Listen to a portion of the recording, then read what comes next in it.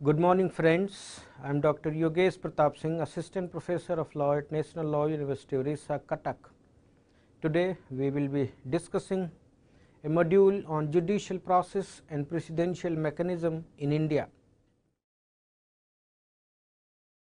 In this module we will discuss the meaning of judicial process, the concept of judicial process, the concept of precedent, stare decisis, and how judges used the principle of stare decisis or rule of precedent and how it affects the decisions of the court.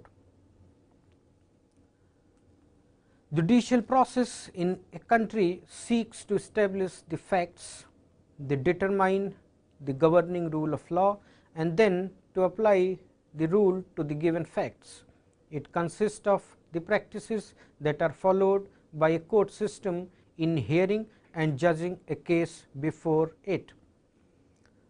Roscoe Pound gave an analysis of judicial process which involves in the decision of a case according to law. He gave 4 important things which a judicial process involves. First, finding the facts, which he means ascertaining the state of facts to which legal precepts are to be applied in order to reach a determination. The second is finding the law, means ascertaining the legal precepts or precepts applicable to the facts found. Third, interpreting the precepts or precepts to be applied, that is ascertaining their meaning by genuine interpretation. Now, this is very important stage of a judicial process of any state, any country. How judges used rules of interpretation and they interpret, they decide a case. Judges in the process of interpretation of a statute or a constitutional provision, they apply several rules which they have evolved. For instance, literal rule of interpretation, golden rule of interpretation, mischief rule of interpretation, creative rule of interpretation, and progressive rule of interpretation. These rules of interpretations are applied by judges, and there is no set standard, there is no set pattern that which rule should be applied in which case, and hence it depends on judge to judge. But literal rule of interpretation, it has been accepted by the courts, it has been accepted by the judges that the literal rule of interpretation should be followed because of the reasons that the words which are used in the statute or the words which are used in the constitution are the intention of the legislators, are the intention of the drafters.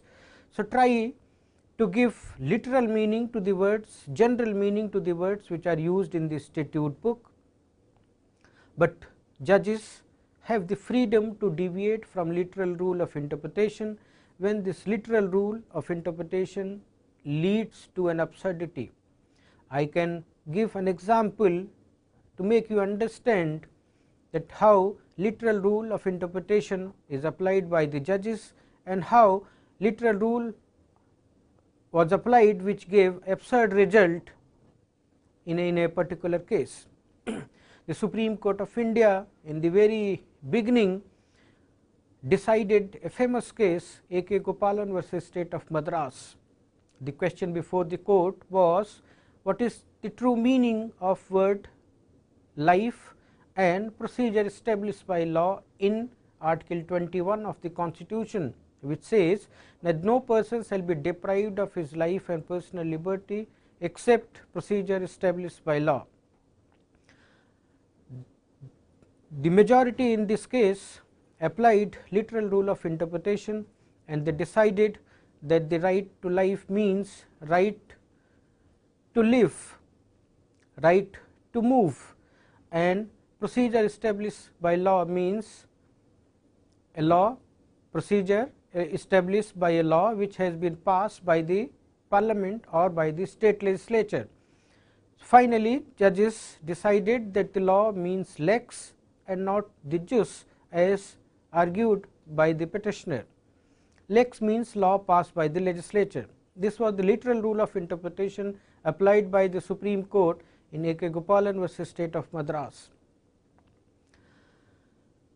Now, literal rule which might give absurd results, we will discuss a famous example, a famous decision of the Supreme Court in Golaknath versus State of Punjab, where 11 judge bench interpreted Article 368 of the Constitution and Article 13 clause 2 of the Constitution and applied the literal rule of interpretation, and this literal rule of interpretation gave an absurd result.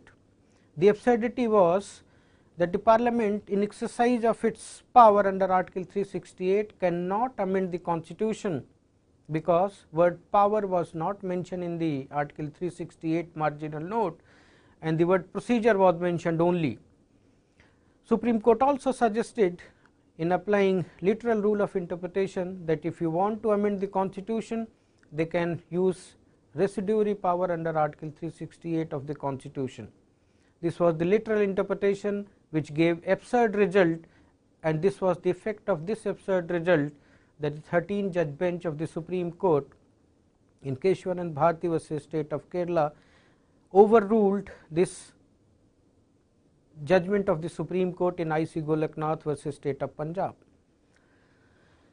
Supreme Court also have applied creative interpretation, sometimes we also call it progressive interpretation, in number of cases, and during the era of judicial activism, Supreme Court interpreted Article 21 of the Constitution or other provisions of Part 3 of the Constitution in such a creative manner that the words which are used in Article 21 remain the same, but the meaning of Article 21, the meaning of word life and the procedure established by law has changed a lot, and this was the effect of this progressive interpretation, where Supreme Court in number of cases, for instance in Govind versus State of MP, Supreme Court applied this creative interpretation and they decided that right to privacy is also part of right to life.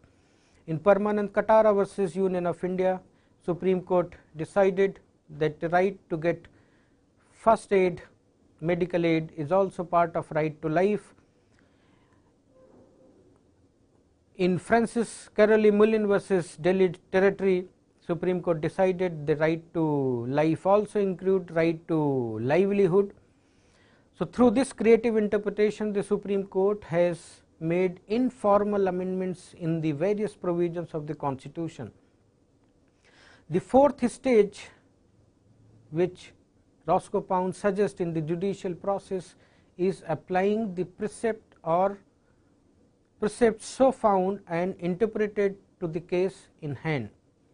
To be precise, the judicial process is the name given to the intellectual procedure by which the judges decide cases. It comprehends as the ways of mind, deliberate and subconscious, and all the elements of personality, profession and environment which impel a judge to exercise the judicial power and give judgment. The function of a judge is to decide individual cases independently and to act as a custodian of the law. Impartiality must be assured to fulfill the first function, particularly when judges are required to make value judgments such as reasonableness, fairness and justice. In exercising the judgment, the judge must apply values ultimately derived from those which are prevailing in the community. This is not just an application of public opinion. The judicial function as custodian of the law is essential to maintenance of parliamentary democracy and the rule of law. As a political concept, the rule of law has at least one main strand, the minimization if not the exclusion of human intervention, human arbitrariness from the process of law and governance, and this provided the justification or sound justification to doctrine of stare decisis in the common law system.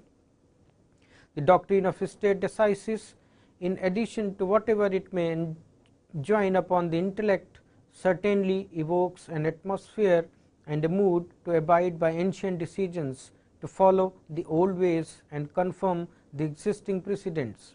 It suggests a condition of rest, even of a status, a system of law whose content is more or less settled, the past content by past decisions and the present and future content because they too are controlled by those past decisions. Now, we will discuss the relationship between principle of stare decisis and the doctrine of rule of law.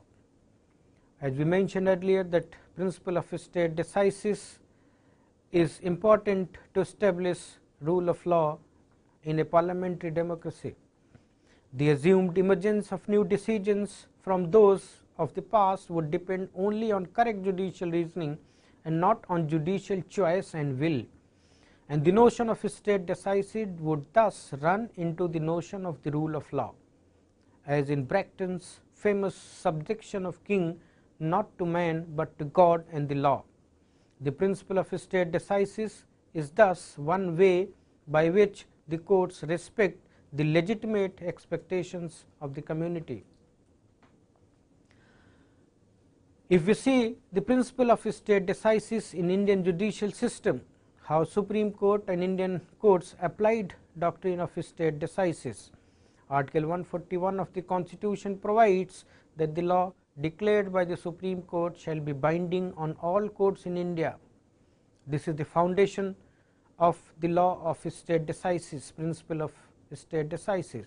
The intent of this provision has transcended well beyond the Blackstonian fiction that judges merely interpret the law. Now, we have travelled a lot where it has been accepted widely and acknowledged by the judges, by the jurists, that judges does not only interpret the law, but judges do make law. Law is to a great extent what judges say it is, and how they say it is one of the primary sources of the legal authority in any state. There is no dispute that judges rely on precedent, but at the same time are also able to devise ways and means to get away from the binding effect of what they feel is a bad precedent. It started appearing from 1920s against the classical doctrine of precedent, and the recent case law suggests that judges are prepared, though with important reservations, to use doctrine of precedent merely to perform the function of maintaining a continuity in the law without allowing the doctrine to prevent them from dissenting from the views of an earlier case. Now, Indian Supreme Court on doctrine of precedent, how Indian Supreme Court has taken doctrine of precedent or principle of stare decisis. Indian Supreme Court favors doctrine of precedent on the ground that the law must be certain. This is one of the basic feature of the law, that law must be certain. Accordingly, some judges would not be very keen to overrule earlier cases. For instance, in Keshav Mills Limited versus IT Commissioner, Justice Gajendra Gadkar laid down a number of reasons for not overruling a case, where he observed that unless considerations of a substantial and compelling character make it necessary to do so, this court would be reluctant to revise its earlier decisions. In famous Bengal Immunity Company versus State of Bihar, where a minority of 3 out of 7 judges is stressed that the power to overrule a case must be exercised sparingly and with caution. However, there was a time in England when the House of Lords declared that the even House of Lords is also bound by its own decisions, but Supreme Court in Bengal Immunity Company versus State of Bihar accepted that Supreme Court is not bound by its own decisions, and Article 141, the phrase all the courts within the territory of India was interpreted as all the courts minus Supreme Court. So, Article 140, the implication of Article 141 is that the law declared by the Supreme Court shall be binding on all courts except Supreme Court within the territory of India. Justice Hegre also observed in Income Tax Officer Tuticoin versus TST Nadar that every time court overrules its previous decisions, the confidence of the people in the soundness of the decision of this court is bound to shaken, meaning thereby the court must resist in changing the previous cases precedents. Few decades later, Chief Justice Y.V. Chandrachud, while emphasizing the importance of rule of state decisis, observed in famous Vaman Rao versus Union of India that for the application of the rule of state decisis, it is not necessary that the earlier decision or decisions of long standing should have considered and either accepted or rejected the particular argument which is advanced in the case on hand. Were it so, the previous decisions could more easily be treated as binding by applying the law of precedent, and it will be unnecessary to take resort to the principle of state decisis. It is therefore sufficient for invoking the rule of state decisis that a certain decision was arrived at on a question which arose or was argued, no matter on what region the decision rests or what is the basis of the decision. In other words, for the purpose of applying the rule of state decisis, it is unnecessary to inquire or determine as to what was the rationale of the earlier decision which is said to operate as a state decisis. Despite this declared sensitivity for the rule of precedent or state decisis, the Supreme Court appears to have overruled itself in large number of cases. For instance, an 11-judge bench in I.C. Golaknath versus State of Punjab, AIR 1967, Supreme Court, page 1643, has overruled earlier two judgments of constitutional benches, namely Shankari Prasad Singh Dev versus Union of India, AIR 1951, Supreme Court 458, and Sajjan Singh versus State of Rajasthan, AIR 1965, Supreme Court, page 845. And later, this 11-judge bench decision was also overruled by the 13-judge bench decision in famous Keshwanand Bharti versus State of Kerala, AIR 1973, Supreme Court, page 1461. Supreme Court in Menka Gandhi versus Union of India, AIR 1978, Supreme Court, page 597, overruled A.K. Gopalan versus State of Madras, AIR 1950, Supreme Court, page 27. And in Lakshman Chand Kumar versus Union of India, AIR 1997, Supreme Court, page 1125, Supreme Court overruled its earlier precedent in SP Sampath Kumar versus Union of India, AIR 1987, page 386. There are a number of other cases where Supreme Court overruled its earlier decision in order to decide a case and in order to make a new precedent.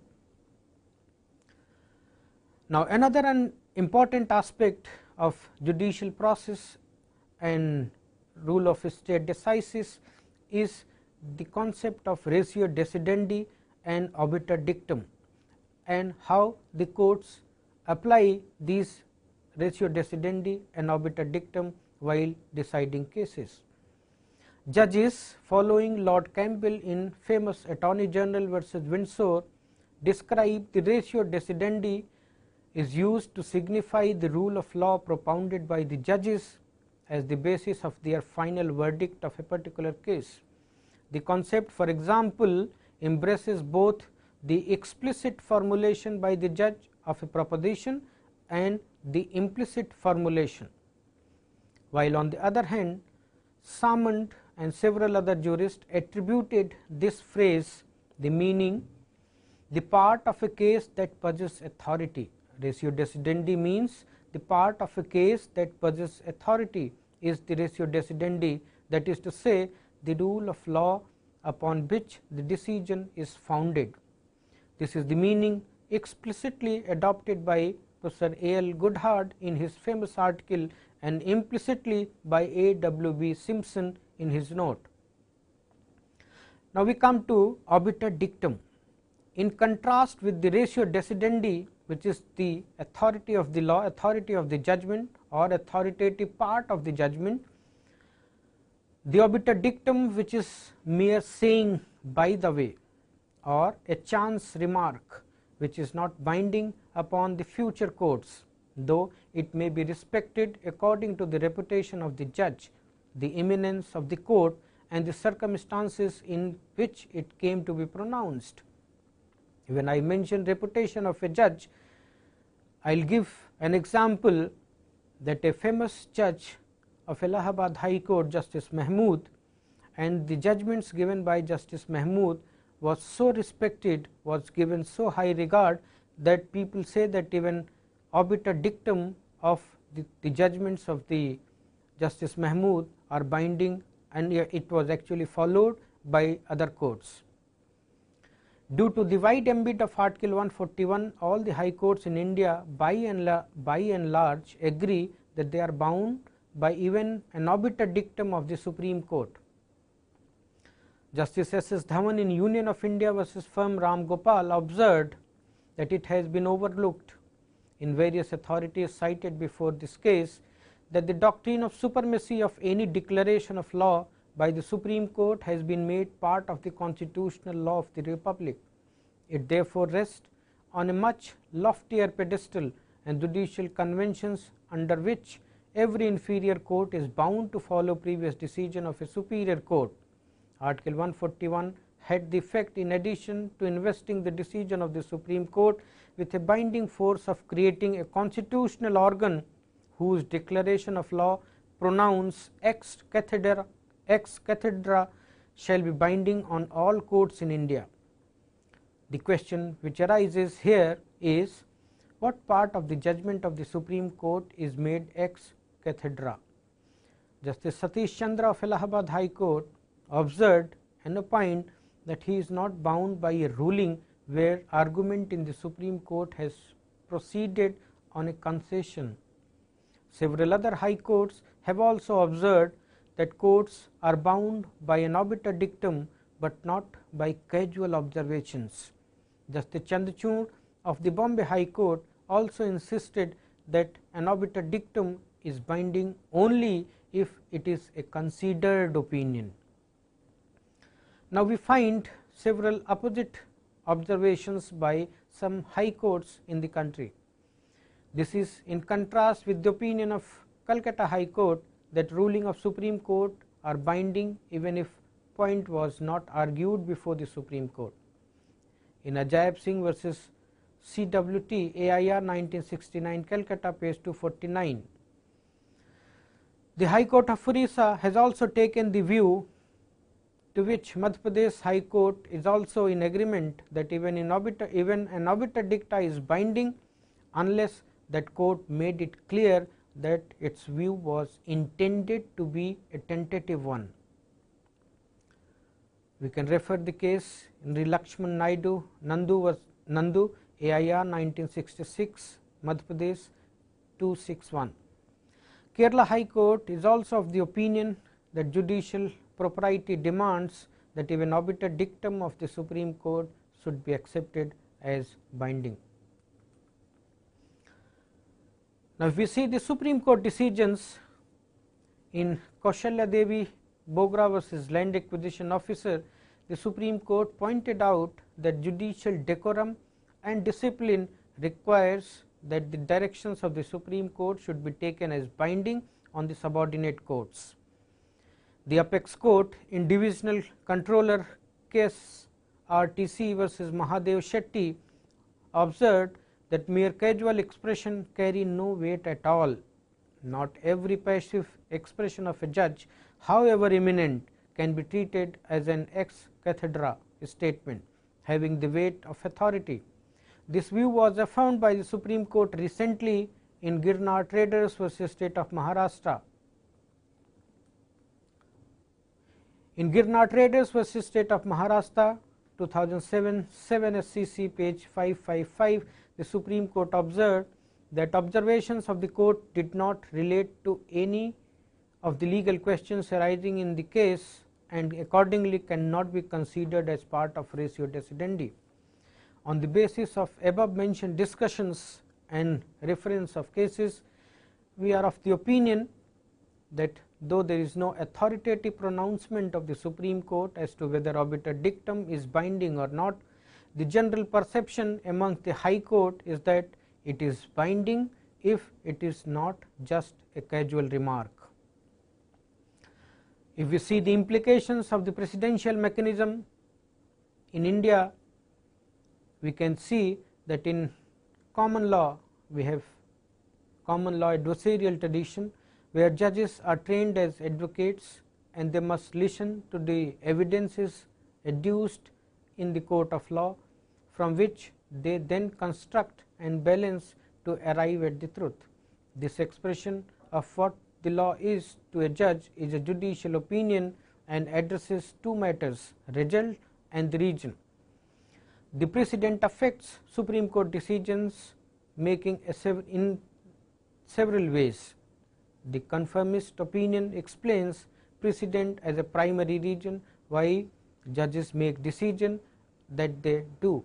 The alternate view considers precedent as a normative constraint on judges deciding cases on their personal preferences. On this account, judges have a preferred rule that they would like to establish in the case before them, but they strategically modify their position to take account of a norm favoring respect for precedent in order to produce a decision as close as is possible to their preferred outcome. Our Constitution also gives freedom to judges under Article 145 that judges have to decide cases on the basis of question of law and question of fact, but if judges do not find themselves in agreement with the majority opinion, they have freedom to write concurring opinion or dissenting opinion. This is the freedom which is given by the Constitution to our judges of the Constitutional Court, High Court and Supreme Court, which they exercise very frequently. In exercise of this freedom, the judges write their concurring opinion. Concurring opinion means where judges accept the result of the majority brother judges, but they give different regions. In dissenting opinion, judges disagree with the majority in both the counts, result as well as the region. In this module, friends, we discuss the concept of judicial process, the process by which the judges decide a case. The judges apply doctrine of precedent, how this precedent creates a restraint on the judges and maintains rule of law. We also discussed how Indian Supreme Court has interpreted doctrine of stare decisis or doctrine of precedent. We also discussed in this module the concept of ratio decidendi and obiter dictum, and the how Indian courts have applied doctrine of ratio decidendi and obiter dictum. We also see the implications of the precedential mechanism in the Indian legal system, in the Indian judicial system, and how judges interpret the law, the statutes and the Constitution through various rules of interpretation. We briefly discussed the rule of literal interpretation, the golden rule of interpretation. We also discussed the creative interpretation and the progressive interpretation made by the judges in order to make the Constitution or the law more dynamic, more organic. We also discussed the implications of the precedential mechanism in the Indian Supreme Court briefly. Thank you.